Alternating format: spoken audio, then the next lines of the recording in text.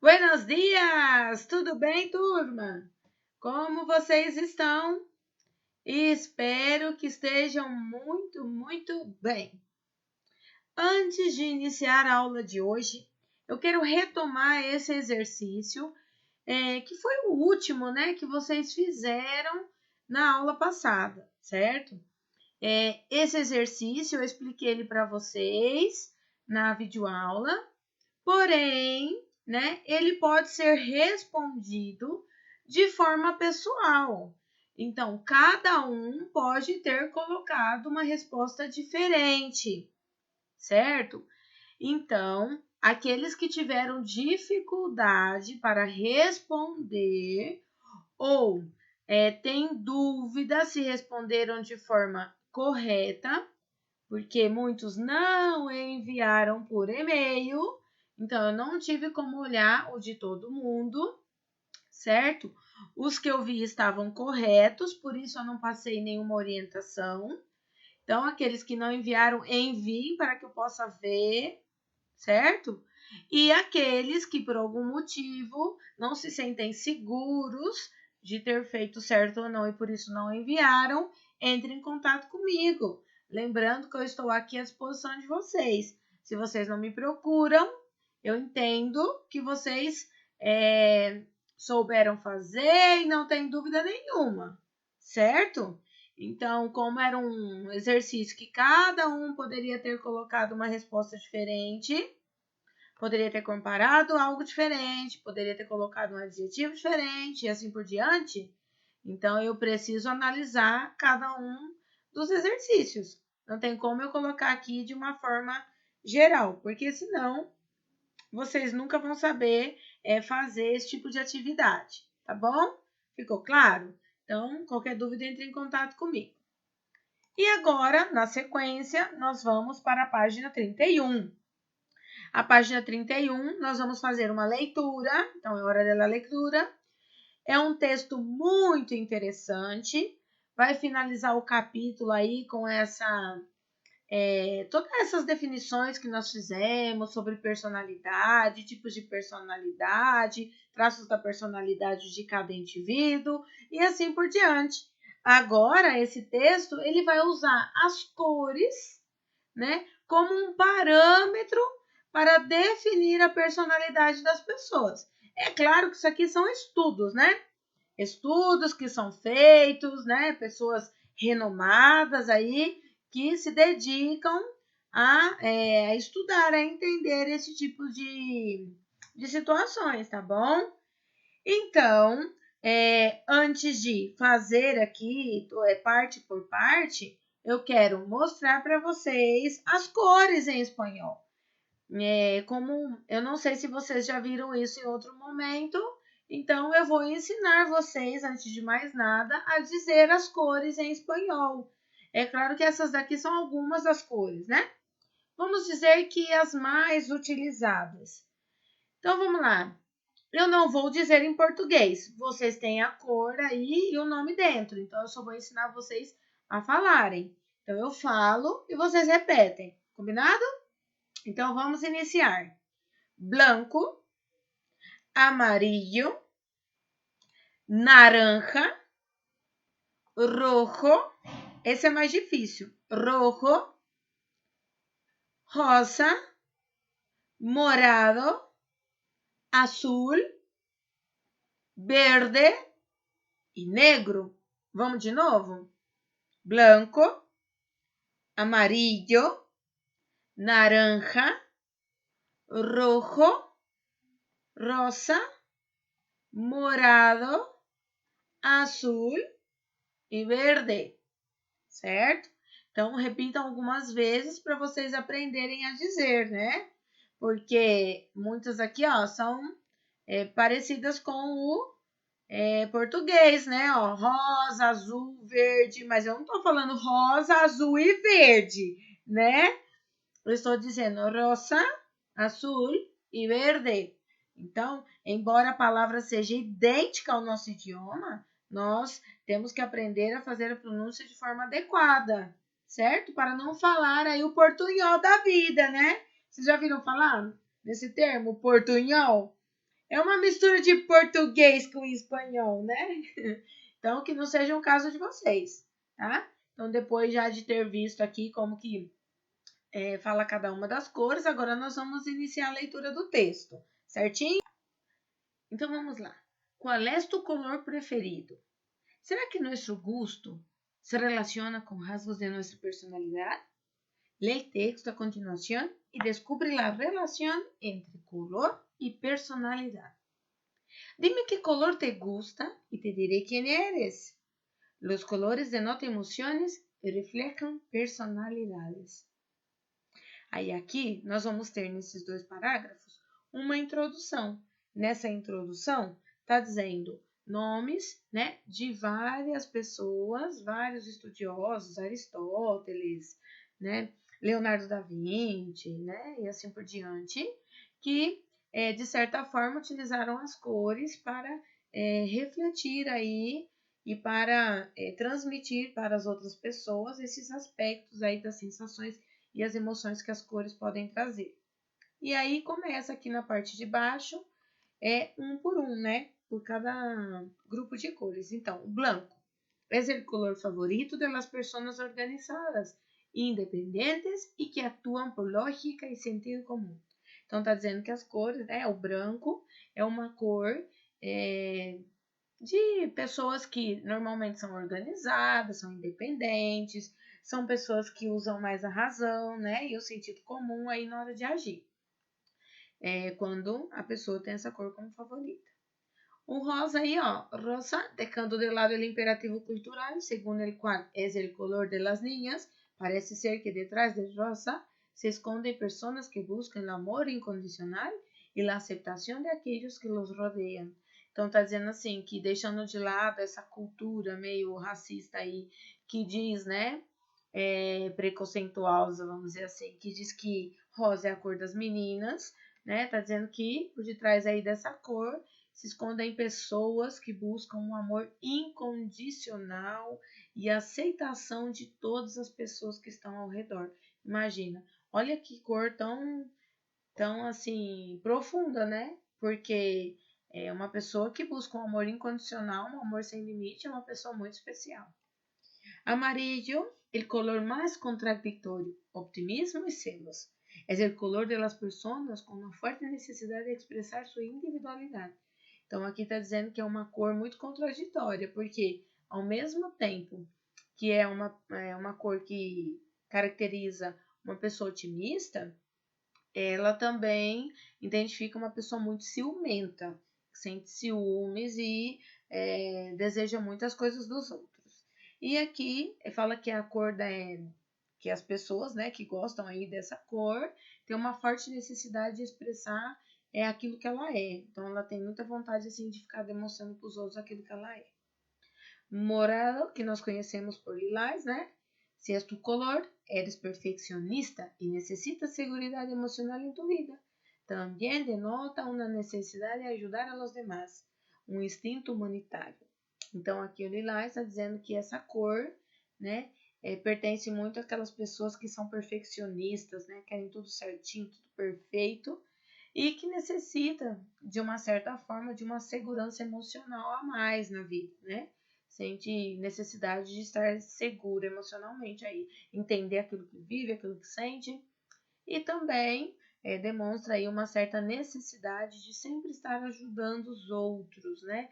Tem esse instinto aí mais social, mais humano, de sempre ajudar o próximo.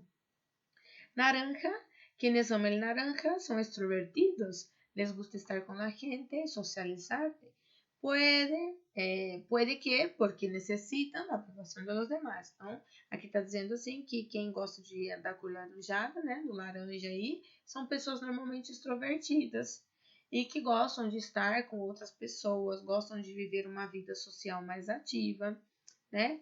Só que também, ao mesmo tempo, são pessoas que sentem essa necessidade, né, meio exagerada, de que os outros aprovem aquilo que ela é, aquilo que ela faz, né?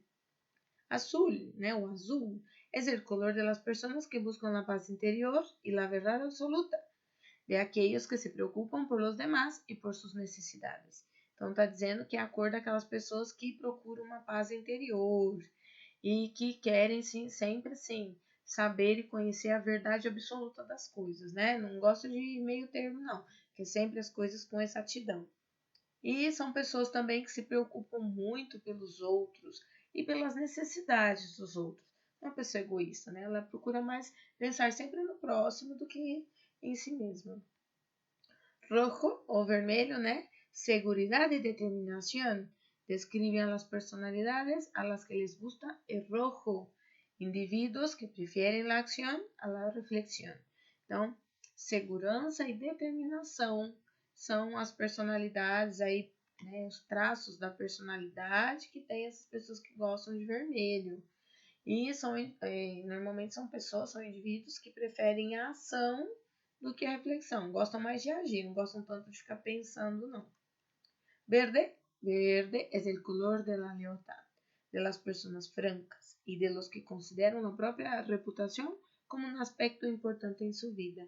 Então, está dizendo que o verde é uma cor da lealdade, das pessoas que são sinceras, honestas e que também consideram aí, né, a sua integridade, a sua reputação, o que ela é, como um aspecto muito importante. Zela muito por isso. Negro corresponde a las personas controladoras y a las que les gusta el poder, aunque también se trata de indivíduos que a menudo tienen una intuição artística. Então, o que está dizendo aqui que a cor, né, a cor preta, o preto aí, que em espanhol é negro, corresponde a pessoas que gostam de controlar, não só sua vida, mas controlar a vida dos outros também. E gostam muito de ter poder, de querer estar acima aí dos outros, acima de todas as situações. Gostam de se destacar, mas no sentido de dar ordem, né? E, ao mesmo tempo, são pessoas que costumam ter uma intuição muito artística, né? Tem um dom aí para as artes de forma geral, tá? Então, aí é o que nós normalmente utilizamos, né? Para descrever, para caracterizar a personalidade de pessoas através das cores, tá bom? Então, na continuação, na página seguinte, eu não vou ir ainda porque o meu tem resposta, mas eu gostaria que vocês fossem e olhassem para a apostila enquanto eu estou explicando, certo? São perguntas de interpretação, muito simples, na verdade. Né? O exercício número 1 está perguntando qual é a ideia defendida no texto. Então, qual é a ideia que o texto está defendendo de forma geral? Né? Que há uma relação entre os colores e rasgos de nossa personalidade. Então, está defendendo essa relação entre as cores e os traços da nossa personalidade. 2. Que argumentos de autoridade o texto apresenta para defender sua ideia?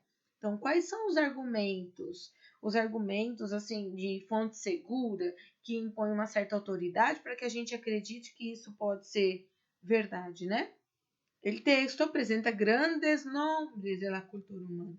Então, o texto vai apresentando naquela introdução lá inicial nomes de pessoas renomadas, conhecidas, que merecem o nosso respeito, né? Que usam toda essa forma de expressar a personalidade. Então, é isso que o texto usa. Depois, o 3 o 3, o 4 e o 5, né? São exercícios de assinalar. Então, o 3 fala assim, la afirmación. Dejando de lado o imperativo cultural, segundo el cual es color de las niñas. Então, tá usando aquela frase que fala sobre a cor rosa, né? O que reflete essa frase que está dizendo lá no texto? Então, apenas uma dessas 3 opções está correta em relação a esta afirmação. 4. La expresión destacada se trata de indivíduos que a menudo, o que vocês acham que significa a menudo? Né? O a menudo é um advérbio de tempo que indica frequência. Então, automaticamente já estou dando a resposta, né?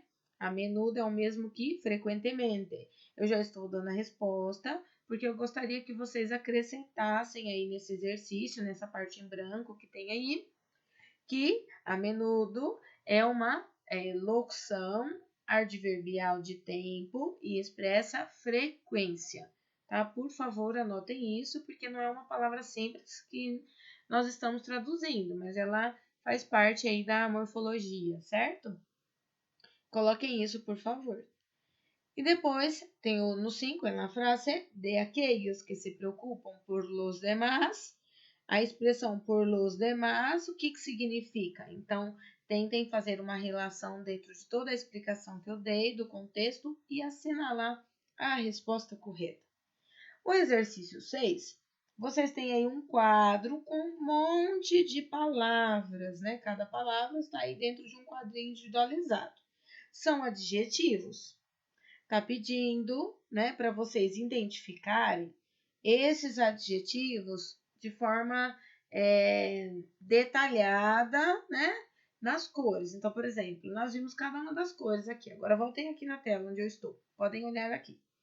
Nós vimos as cores e dentro das cores nós vimos características que as pessoas podem ter em relação à personalidade. Vocês vão transformar essas informações que estão aqui, ó, dentro do quadro, que estão contextualizadas, em uma única palavra. Então, é o que você entende por cada um dos conceitos. Então, em outras palavras, esse exercício ele vai ser feito muito assim, de uma forma mais pessoal, né? As opções que você vai pintar aí, porque é para vocês pintarem os quadrinhos que vocês acham que está correto, tá? De acordo com as ideias aqui das cores. Cada um vai ter uma forma de enxergar isso, né? Então, por exemplo, aí no quadro tem uma palavra orgulhoso, orgulhoso. Eu, quando estava explicando aqui as cores, eu falei em uma delas aqui, né? Que a pessoa é muito orgulhosa, né? Que ela não pensa muito nos outros. Então, você concorda com isso? Você concorda com a minha explicação? Concorda aí com as cores? Então, se você concordar, você vai lá e pinta o quadrinho do orgulhoso. Pintem com lápis de cor, façam caprichado.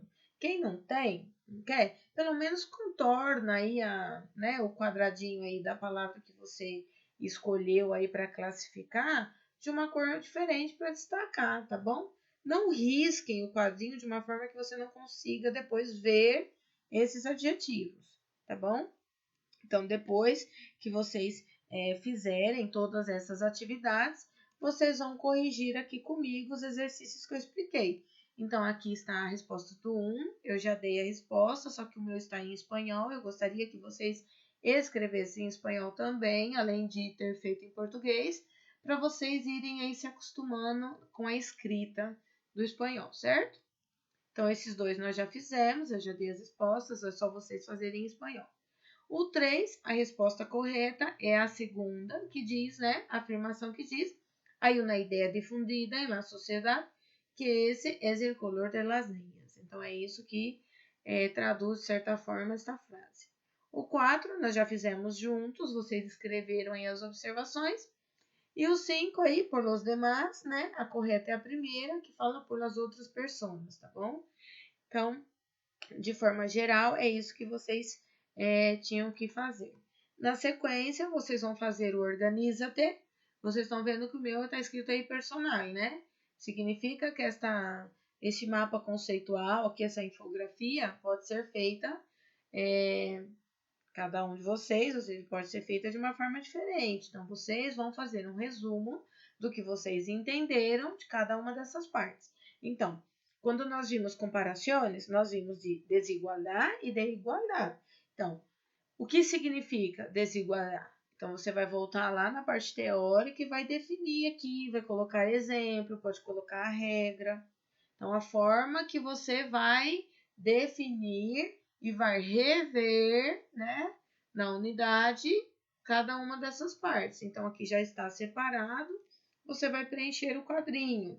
Volta a repetir. Cada um vai fazer da sua forma, um mapa conceitual, cada um consegue transmitir o entendimento de uma forma diferente, tá? Então, façam cada um o seu.